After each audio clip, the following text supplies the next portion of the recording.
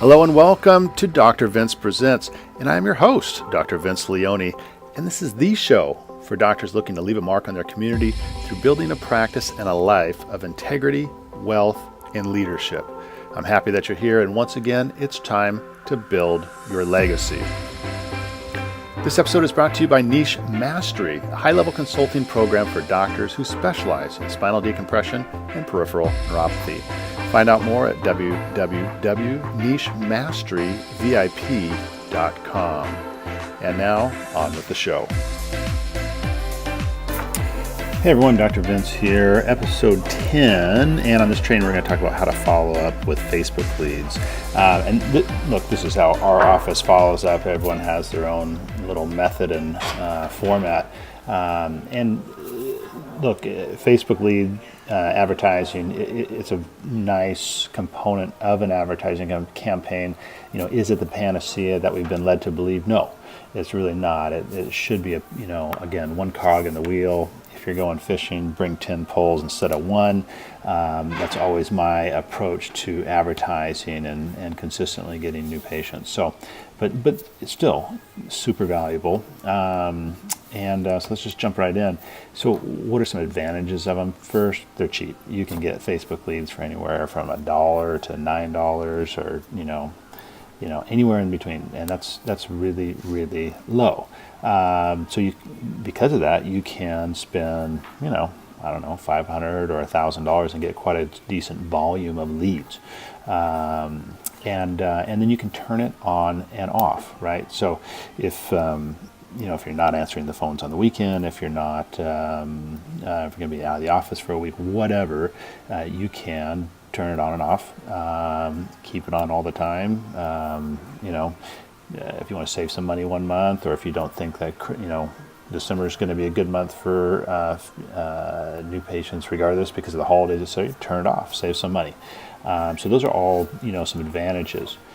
Some disadvantages is they can lead, they can be a little inconsistent in terms of like how often they come in, right? Some days you get 2, some days you get none.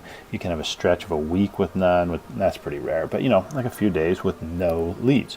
So that's just Facebook's algorithm, and you got to keep in mind that if you're spending $500 a month, or even $1,000 a month, or even $2,000 a month in Facebook advertising, that is like infinitesimal compared to what a lot of advertisers are spending. They're spending a lot of money because because the return is there. So we are small fish in a big pond. Doesn't mean we can't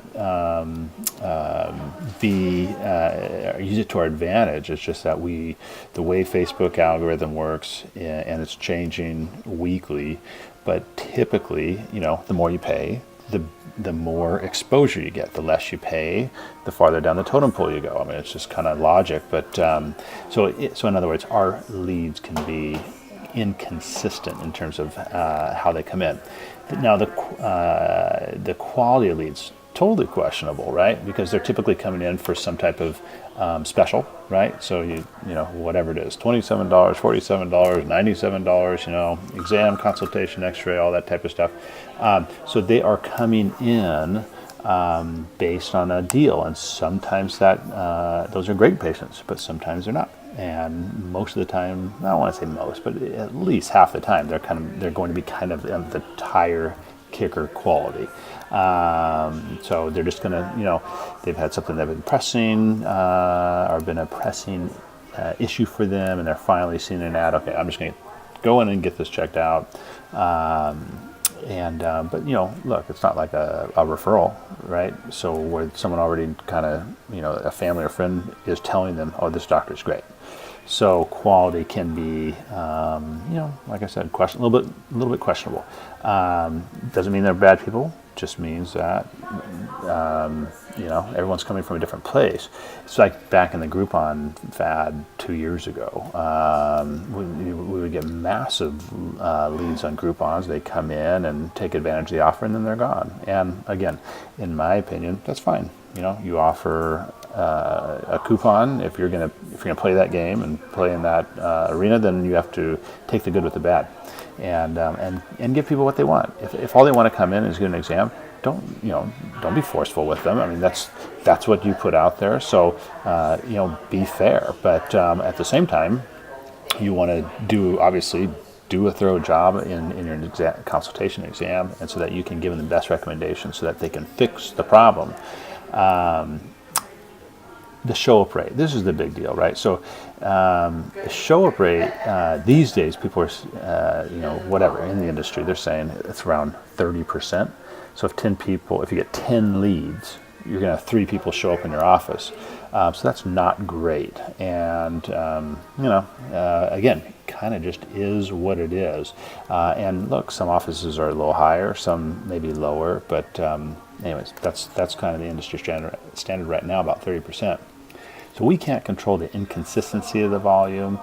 We can't control the quality of the lead. So what we can control is the show-up rate to some degree, right? So I'm just going to go through what we do in our office in terms of trying to maximize that and get that over 30%.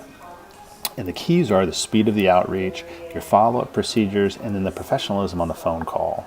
So let's talk about the speed of outreach. So when they sign up, they should get a couple things immediately. They should get a text message that confirms that they signed up for some type of offer through the advertisement, and they should get an email that confirms the same thing, right? So they should get that immediately, and that's the way most marketers are setting things up, right? Something along the lines, hey, Dr. Vince here, thanks so much for signing up for this offer.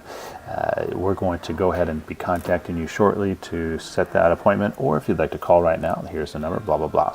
Now, so they should be receiving that immediately, but from your office's standpoint, you need to reach out to them as quick as possible within office hours. So obviously, if it's 10 o'clock at night, you're not going to be calling them. But if it's between 8 and 7, you should be calling them right away, right? You get that lead in, and your CA should know that's priority number 1.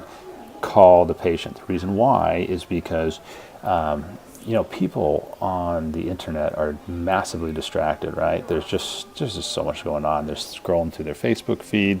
They have email. They're probably trying to work at some point. But there's just people are just distracted. So I've literally had my CA call, and they just don't remember doing it, right? Because it just right now, lead gen ads are kind of the best way to go, right? So that's where, in other words, so what we used to do is they would click on an ad, they'd be sent to a landing page, it would explain, here's the doctor, here's the office, blah, blah, blah. Well, the conversion rate on that was real low. So what everyone's switching or has switched to is what are called lead gen ads. And that's where you see an ad, you click on it, and it pops up right there. And it says, hey, if you want to take advantage of this, put your name, email, and phone number in here, and then you got it, limited time offer, blah, blah, blah. So they put that in, and boom, it's done. And so that conversion is much higher than going to a landing page and then having to read all this text and fill out this information. So the lead gen ads are really good. It's increasing the volume, but again, quality. Again, we've talked about all that. So, but the speed of the outreach is super important. Need to get in contact with these people as quickly as possible. And plus, it just shows professionalism. It's like, look, if you put in your name and email and said, yeah, I want an appointment, and then someone calls you 5 or 10 minutes later, or even 15 minutes later, that shows just some due diligence on the office's part that, hey, I matter, right? So this person's calling me and going to set up this appointment. So the speed of outreach is super important. I mean, some guys are saying like, man, we're calling them within 30 seconds. I mean, good Lord, give me a break.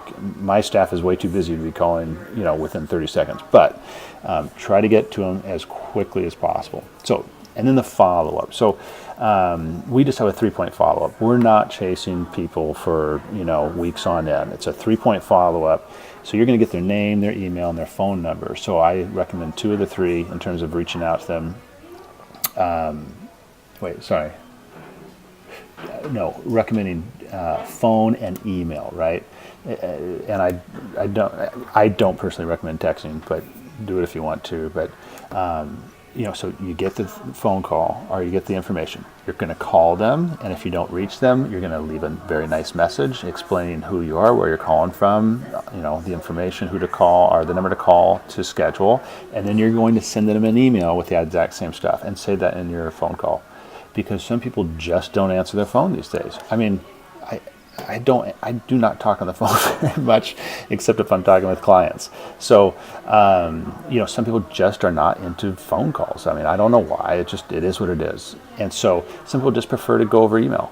And so you're going to call, and then you're going to email. And again, on the phone call, you're going to say, and I'm just going to follow up with a quick email if you prefer to, schedule that way. I'm happy to do that.